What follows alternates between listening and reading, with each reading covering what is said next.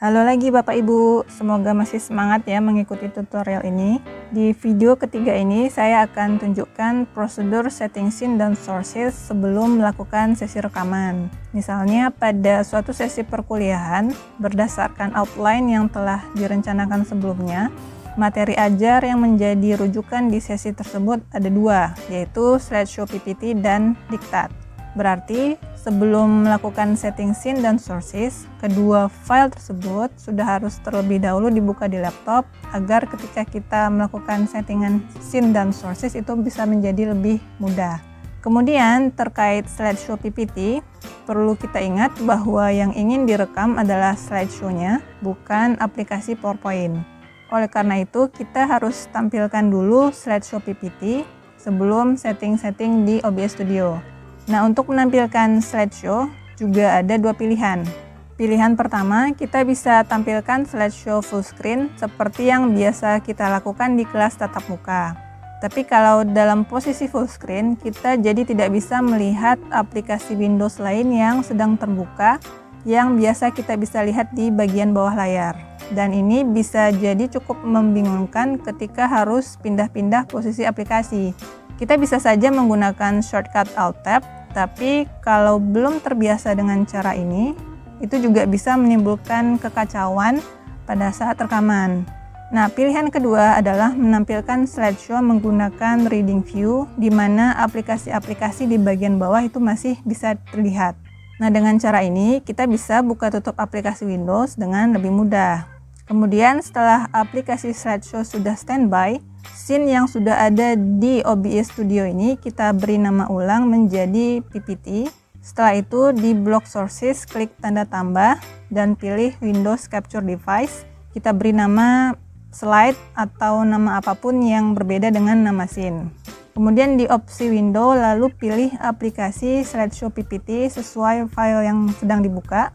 Nah, di sini Bapak Ibu bisa lihat ada daerah yang abu-abu ini, tanda ukuran jendela aplikasi slideshow melebihi ukuran resolusi video di OBS. Oleh karena itu, klik kanan daerah tengah jendela preview ini, kemudian pilih transform, lalu pilih fit to screen. Nah, sekarang aplikasi slideshow sudah pas di jendela preview. Lalu, barangkali Bapak dan Ibu juga ingin menampilkan rekaman wajah ketika menjelaskan materi. Nah, silakan tambahkan source baru, yaitu video capture device. Kemudian akan muncul jendela untuk mendefinisikan sumber video. Kita beri nama misalnya penampakan saya. Kita biarkan sisanya seperti ini karena secara default OBS Studio akan memilih kamera laptop. Langsung saja kita klik OK dan surprise, muncullah penampakan saya. Tentunya ukuran video ini masih terlalu besar karena yang mau kita rekam kan adalah penjelasan materi, bukan penampakan kita. Nah, kita perkecil saja ukurannya dengan menarik ujung kotak video ini. Kemudian kita posisikan mungkin paling enak itu di pojok kanan bawah, karena biasanya di bagian ini di slide PPT atau dokumen apapun tidak ada konten, jadi keberadaan penampakan kita tidak akan mengganggu materi yang sedang dijelaskan. Nah, satu scene sudah selesai, kita bisa beralih ke scene berikutnya, yaitu scene diktat atau ebook atau apapun namanya. Kita tidak perlu lagi membuat dari awal scene baru, cukup klik kanan scene PPT ini, kemudian pilih duplicate dan beri nama, mungkin kita beri nama ebook. Nah, scene ebook ini adalah duplikat dari scene PPT. Maka sources yang ada di dalam scene ebook ini juga akan sama dengan yang ada di scene PPT, yaitu video penampakan saya dan slide.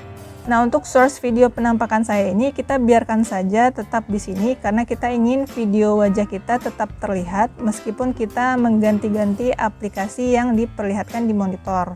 Tapi untuk source slide ini kita harus hapus dengan cara seperti yang terlihat di layar. Kemudian kembali tambahkan window capture device dan pilih aplikasi file ebook atau file diktat yang sedang dibuka. Nah, Bapak Ibu bisa lihat di jendela preview ini yang tadinya isinya slide PPT sudah berganti menjadi ebook. Di sini kita bisa lihat lagi ada daerah abu-abu, tanda jendela ebook atau diktat ini tidak pas di resolusi video OBS. Kembali klik kanan daerah tengah jendela preview ini, kemudian pilih transform lalu fit to screen. Dan kita bisa lihat videonya menjadi tidak terlihat karena posisi video capture device-nya ada di bawah file diktat. Maka kita posisikan video ini, kita klik saja video capture device ini atau penampakan saya ini dan tarik ke atas. Setelah pengaturan OBS Studio selesai, lakukan beberapa pengecekan terakhir seperti memastikan scene PPT dalam posisi aktif, karena slideshow PPT adalah yang pertama yang ingin ditampilkan. Dan juga kita harus memastikan input dari mikrofon sudah aktif, baru kemudian kita bisa memulai rekaman dengan menekan tombol Start Recording. Dan setelah itu langsung buka aplikasi slideshow dan mulai menjelaskan materi. Lalu setelah penjelasan PPT selesai dan kita akan pindah ke diktat, buka lagi aplikasi OBS dan aktifkan scene ebook, lalu langsung buka aplikasi diktat dan mulai lagi menjelaskan materi. Kemudian setelah semua penjelasan materi selesai disampaikan, hentikan rekaman dengan menekan tombol Stop Recording. Udara memiliki 6 properti fisik. 3 diantaranya adalah temperatur, yaitu dry bulb, wet bulb, dan dew point temperatur. Nah, dry bulb temperatur itu pada dasarnya adalah temperatur yang terukur oleh termometer.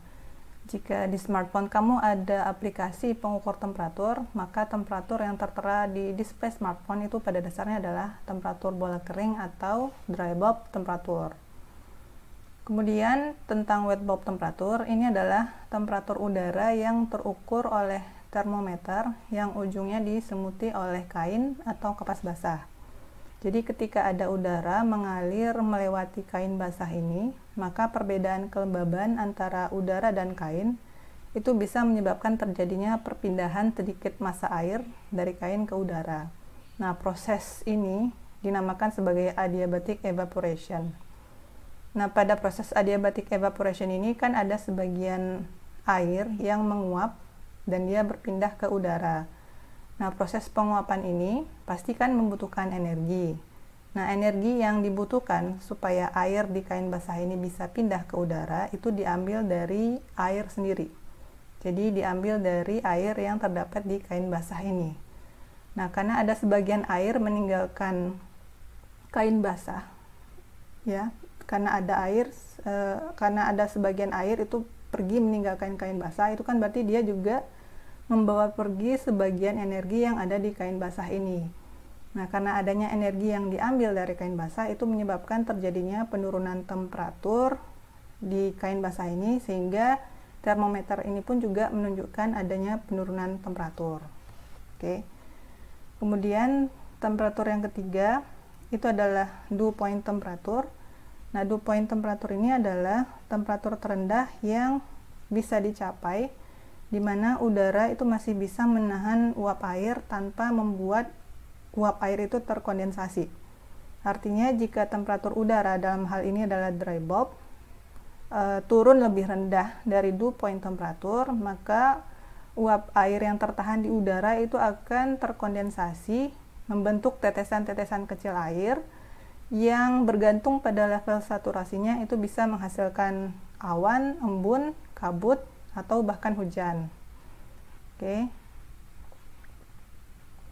Nah, penjelasan tentang dry bulb, wet bulb, dan dew point temperatur ini dapat juga teman-teman baca di diktat pengantar proses pengeringan yang telah saya unggah ke laman SCE.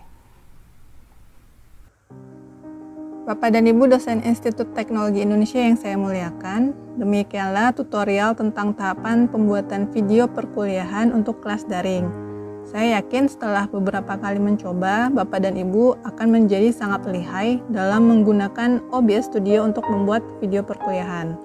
Silakan klik link di deskripsi video untuk mengunduh modul tutorial ini. Semoga bermanfaat bagi kemajuan IT.